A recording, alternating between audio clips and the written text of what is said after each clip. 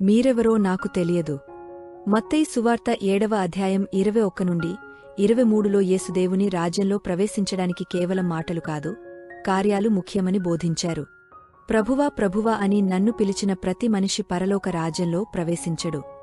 నా పరలోక తండ్రి చిత్తాన్ని నెరవేర్చువాడు మాత్రమే ప్రవేశించును అని ఆయన చెప్పారు. అనేకమంది తమ మ్రొక్కుబడులను, అద్భుతకార్యాలను చెప్పుకుంటారు, కాని వారి హృదయాలు దేవుని చిత్తానికి అనుగుణంగా ఉండవు. యేసువారికి, నేను మిమ్మును ఎన్నడును ఎరుగను, నా నుండి దూరంగా వెళ్ళిపొండి, మీరు దుర్మార్గులు అని అంటారు. యేసు బోధన ప్రకారం కేవలం మాటలతో దేవుని సేవకులం కాలేం. మనం దేవుని చిత్తాన్ని నెరవేర్చే కార్యాలతో జీవించాలి. నిజమైన విశ్వాసం ప్రేమ, విధేయత మరియు మంచిపనుల ద్వారా వ్యక్తమవుతుంది. దేవునికి నచ్చినవారు ఆయన మాటను ఆచరిస్తూ పవిత్ర జీవితం గడిపేవారే.